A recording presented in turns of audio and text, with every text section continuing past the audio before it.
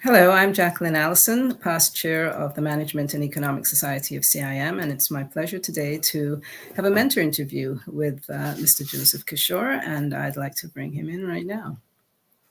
Hi, Joe. How are you? Hi, Jackie. Thanks so much for having me. I really appreciate this opportunity to sit down and talk with you for a bit. Absolute pleasure. Yes, it's going to be great to hear your story. We have a lot of fun with these mentor interviews, and really, it's all about getting to know the people in the sector, coming from all different backgrounds. And I think it's of value to others, whether that be students or younger professionals, or just other professionals in the industry, to hear the stories and to learn a bit more about the different roles and the people that are in the business. So I think we'll jump right in, and I will ask you first to tell us a bit about your educational background. So over to you. Sure. So, just one quick note on your first point there. I also agree that these kinds of things are super valuable, especially for an industry like mining, where there's this huge gap between up and coming students and the industry itself.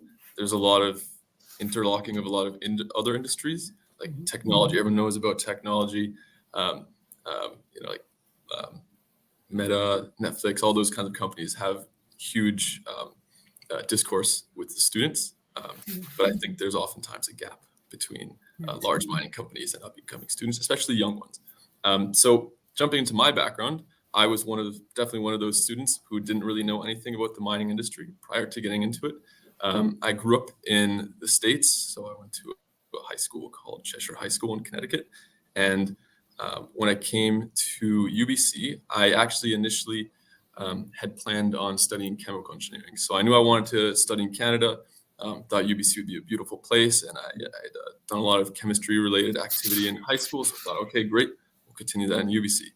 And then they run you through your first year, and it's a general first year. So you don't choose as you go into UBC, you choose after that first year. And what they do in that first year is they give you all those challenging engineering courses you might expect, but then they also kind of cycle you through the different potential engineerings you can go into. And mining was one of them. Hadn't really heard about mining engineering as a degree at all. So that was kind of my first understanding that mining could be a degree. I had one family member, an uncle of mine, who works for Rio Tinto at Diavik. But besides that, I hadn't really heard anything about mining before. Probably Minecraft was the most I actually had heard about mining before that point. So when I saw mining was something I could go into, I was obviously curious.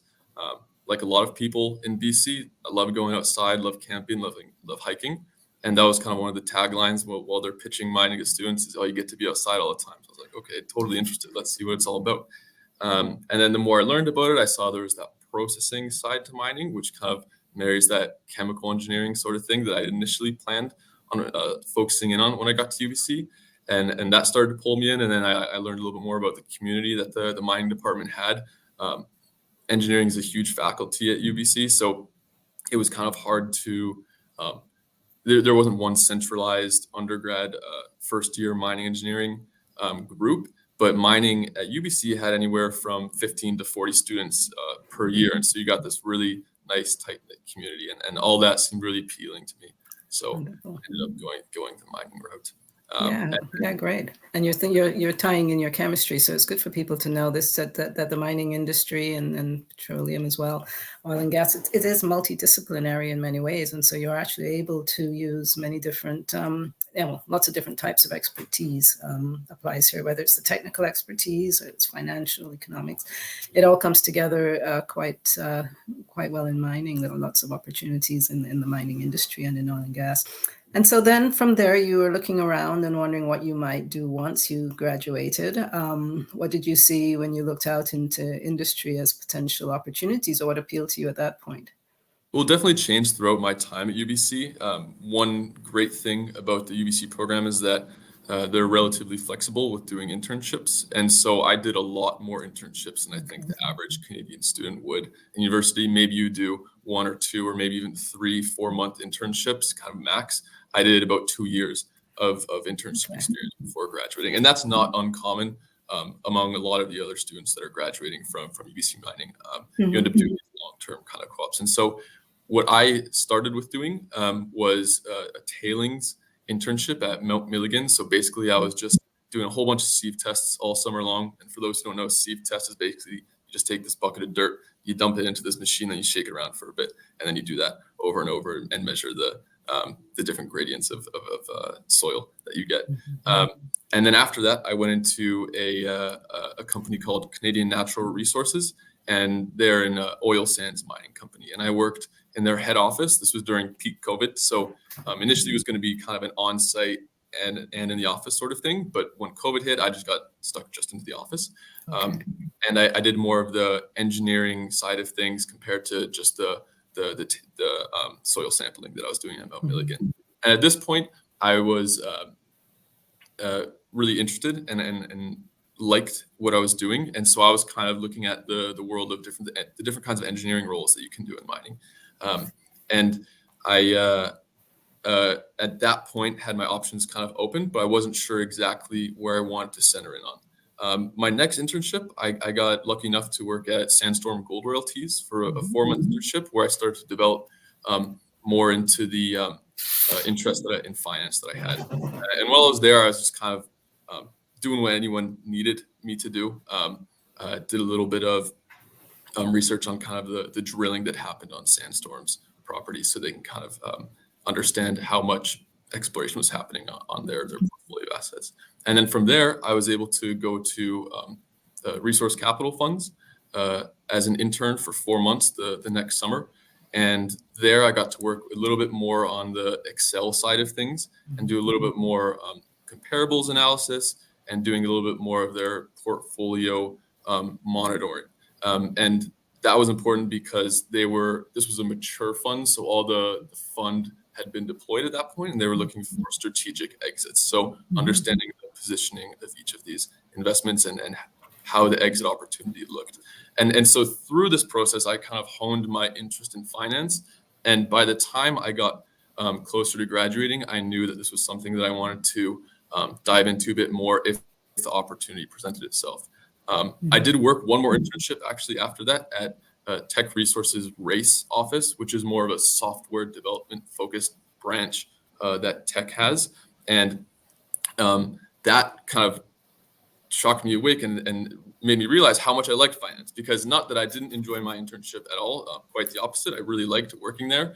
But I saw that I think my passions lie a little bit more with the financial side of things. So upon graduation, I again was kept my options open and was casting a wide net, but I was really set on trying to find some path where I could merge my engineering capabilities with my passion for finance, and I was kind of able to do that with the right now. That's fantastic. So you actually did get quite varied experience in those internships, which is wonderful, because that way you get a taste of the different parts of the industry and get a sense of what you actually like to do best. So that's great. Good to hear that worked out well for you and that you were able to identify what part of it you wanted to end up in. And then you got this job with Teck. So it's fairly recent. Tell us a bit about it so far. What sort of, what does your day-to-day look like for someone who's a junior business analyst? I've watched a few of the interviews before this that you've conducted, and this is probably a reoccurring answer to that kind of question, but it really changes every single day. There's not a day template that I live my day by at all. I can kind of, here's how I talk about it. I think there's two things about this opportunity that I find really fantastic. One is that all the different projects I work on are completely unique from each other. Not to say that there's obviously learnings that apply between each of them, but every single project could be completely different. And so some of the things that I've gotten the opportunity to kind of jump into a little bit here are Teck has some development projects, and I've been able to kind of support one of the projects on assessing the different economic cases for different project layouts and different project alternatives. So as they kind of say, hey, maybe this thing would work, we get to say, this is how it will affect the net present value of that project. This is how it's going to affect its IRR.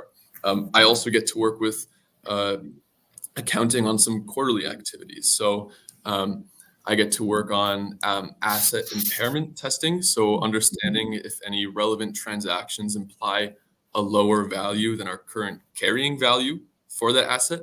And that's something I get to do every month, or excuse me, every quarter. There's a few other quarterly activities that I get to support them with as well. And whenever Teck has potential due diligences, that's something that runs through our team. So getting to support the team with that kind of initiative is fantastic. And then also another thing about this role is that some of the material that gets made ends up going to the board. So as the company is making strategic decisions, some of the work that the corporate development team here makes ends up being presented to them and helping influence some of those decisions, or helping them decide. Yeah, wonderful. And so, just to tag on there, so one aspect of it is the uniqueness of this job, which is fantastic. I get to work on so many different things. I also get to work with a huge array of different teams at the same time. So of course, I get to talk to the operational teams, but I also get to talk to legal teams here, human resources teams, decarbonization teams, investor relations, and then logistics and marketing, which is a side of the mining industry that I had zero exposure to before joining Teck. Marketing being, for those of you who aren't maybe the most familiar with mining terms, marketing doesn't mean in this case, the logos and whatnot. It means how does the product get shipped from the mines to the customers, and that side of mining is something that I get to learn about. So those two aspects of the job I found have been great.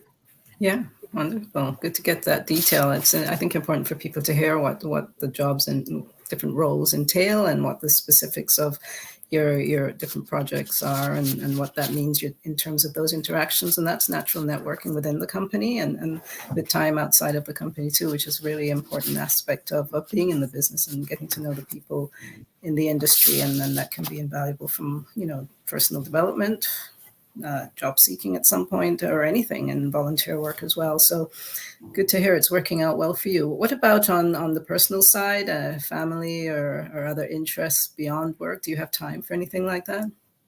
It's definitely a busy schedule that I'm in right now, but one thing that I've started to do is go to Brazilian Jiu-Jitsu classes, which is totally new to me. I've never done anything beyond second grade level karate. I think I was a yellow belt in second grade, and I just, on a total whim, I've joined them. But I don't go to classes often enough that I really get much better. So I mostly just get beat up for two hours every couple of weeks. But it is fun, and it's been fun being able to kind of have that flexibility outside of work. And beyond that, family, I have a brother and a sister. My sister lives right by. She lives in Victoria. My brother lives in Boston. And my parents are both in Singapore right now, but we're kind of spread out across the world. Quite. Yes. Okay. Well, it's, I think, good to have some balance between work and something beyond work, although there are times when work can be so busy that actually one can be there most of one's waking hours. But, hopefully over time that does balance out a bit, and you're getting it sounds like you're getting some exercise a bit there. Yeah. Okay, well, great. As you look back then, are there any particular events that you want to highlight? Any significant moments or learnings along the way that might have had an influence on you? Yeah, absolutely. So I would say there was a moment where after my very first internship at Mount Milligan, I took off a year. So I had kind of wished I'd done a gap year between high school and UBC. So I thought, hey, you know what? I've saved up some money from working at the mine. I'll take a gap year now. Why not? So I took off that year, and when I was coming back to school, I was kind of not sure what to do next. I think when I'm in high school, I have this goal of college, and that's really specific, and I can just kind of focus on that. And then once I got to college, university, I wasn't exactly sure what my goal was at that point. I knew obviously I wanted to get a job, of course, but I felt kind of directionless to some degree. And so it was really funny. I was going to apply to jobs, and I was about to catch a bus, and then I missed my bus by like 30 seconds. I think it was one of those situations where I kind of was running to slow down the bus, but bus driver kept going. And so I caught the next bus, and while I was on the bus, I bumped into a friend who I hadn't seen in a while. So was just kind of talking about my life to them, just kind of loud. I'm a loud person, so my voice was probably carrying a bit. And while I was catching them up to speed on what I'd been up to since I'd last seen them, I was kind of voicing this idea that I wasn't sure exactly what I wanted to do next. I wasn't sure where I wanted to go. I knew I had this a bit of a passion for finance. I knew I liked chemistry. I knew I was in mining, but I wasn't sure exactly what to do at that point. And I felt a tap on the shoulder. And this person behind me says, "Hey, I teach a mining and economics class at UBC. I teach a finance and risk evaluations class for UBC. You should take those classes. You're really going to like them." And it turned out to be Carlos da Costa, the only mining finance prof at UBC who I happened to be on the bus with and happened to be voicing my life at that point. He overheard. And he was fantastic because not only did he just tap my shoulder and say that, he said, "Give me your email." He sent me a list of potential readings that he gives out to his classes in advance of the class. He helped me get into that. I believe I got into the class 1 year earlier than typically students take it. I think typically students would take this class in their 4th year just because of timing, not because of requirements or anything. But he's like, "Look, just take it 3rd year. You'll really like it." And I did. And it was really, really encouraging to kind of get that support from him at this sort of inflection point where I was figuring out what I wanted to do next. Extremely motivating. And he was extremely helpful throughout the whole process. And since then, me and him have kept in contact. That's good. Thoroughly enjoyed his classes. Both of them were fantastic. Carlos is an amazing professor. He's a hidden gem at UBC. His classes are engaging and extremely informational. And the things that he teaches them in a conversational way, so it's easier to remember than just kind of this brute memorization that comes across in some classes sometimes. And his friendliness and support were huge for me at that point. So wow, wonderful. Yeah, it sounds like it was destined to be, the fact that you even were on the same bus and that he happened to overhear. Jump into great. your conversation. But that's Carlos. He's full of energy and very encouraging and supportive of students. So wonderful. And we do need more students to come into the I would say the educational institutions and independent industries. So again, I guess it's something we can all think about doing, is encouraging others to at least let them know what's in the industry so that they can consider it as they make their plans and decide what's best for them. But with that knowledge, some of them will pick it and find it very rewarding. So wonderful that you were able to have that interaction with Carlos and find it very positive, and hopefully others will follow in your shoes. So as I guess with time, you'll probably have a whole lot more experiences. But so far, has there been anything that you found, a challenging situation that maybe you could, talk about and say how you dealt with it, if any existed? Well, I'd say I've definitely been lucky enough to not face any crazy challenges like that. Again, very fortunate for that. But I think I definitely experienced some of the challenges that the average student would face. For me, for example, in my first year at UBC, was not the best student, and that path to becoming a good student, that was a challenge that took me my whole time at UBC to learn, basically. And every year was that incremental change. And I think learning how to learn was a big challenge for me early on, and overcoming that challenge over time was a great experience for me. And I don't think that's too unfamiliar to a lot of students out there. Yeah, and it's good to hear about that, and good to talk about it, because as you say, with some persistence and development, you can actually overcome these challenges and then go on to learn well. And that skill will last you throughout your life, because of course you need to be able to learn in every new situation that you find yourself in. But carry on, you were saying something there. Oh, I was just going to say, just general advice for any students in that similar situation. I found that forming groups of students taking the same class as you is super important. So I think I had kind of hermited into my room, and anytime I had a test, I would just stay in my room, my bedroom. I would just be there, just trying to force information into my head. But kind of getting out there, talking to your classmates, forming those study groups, even if they're not in the same class, just being around other people also working and be able to kind of bounce ideas off them. Super important, I think, to developing that capability for doing well in class. Okay, good stuff. Yeah. And so just as we get close to wrapping up here, in terms of current activity, I think you have joined or attended some of the events that the Management and Economic Society holds in the Vancouver area. Is that right? Yeah, that's right. Yeah, yeah. And so during COVID, a lot of these things were online.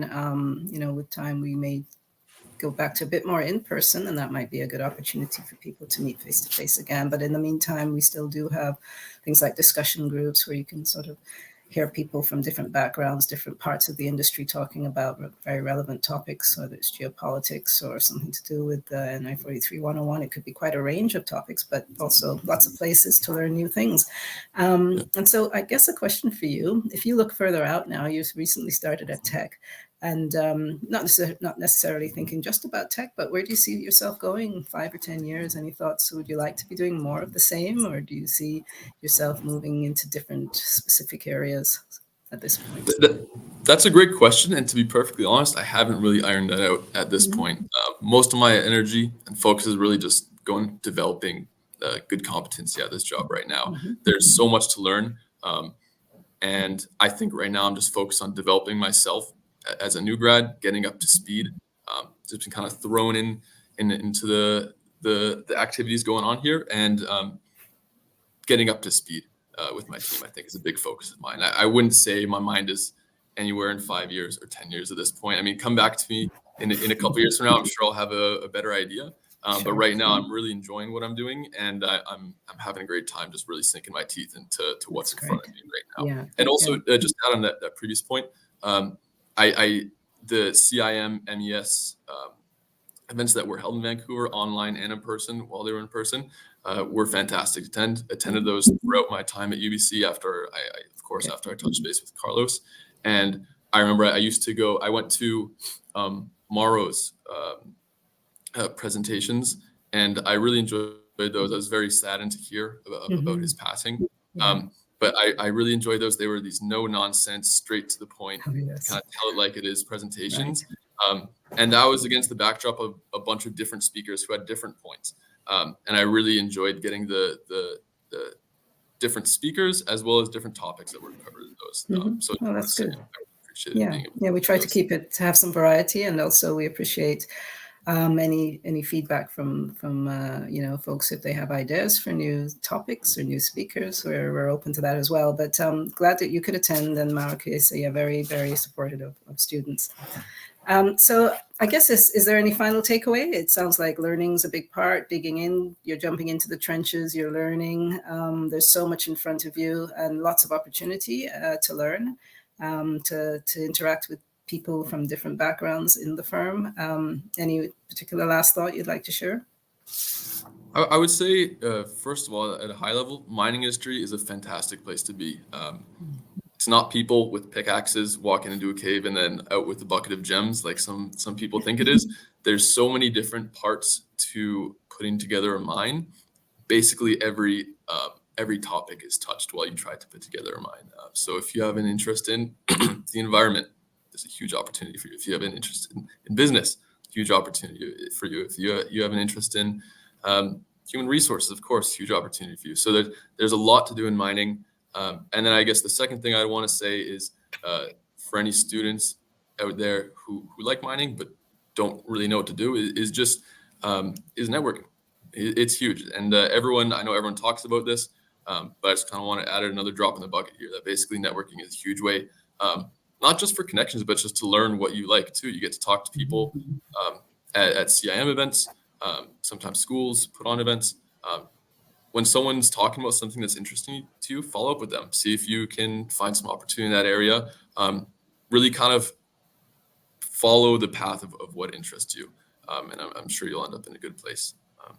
Great advice. Thank you for that. I think it's really important for youngsters to hear this, and other young professionals as well, because it does take some doing to get out and network. And it's not natural for everyone, but as you say, it's a conversation. You're interested in them. It's an easier conversation, and hopefully they're interested in you too. But I think they'll appreciate the interest you show in them as a starter. So try not to be intimidated by the process. Just get it going, and it gets easier over time, and huge benefits. So thanks for that point. And I would like to thank you very much for taking the time to be here with us and to share your story and to help us to get to know you a bit better. And we wish you all the best in your career. Yeah, thank you so much for this opportunity. It was great to meet you and talk to you. I'm glad we were able to have this conversation. Thank you so much.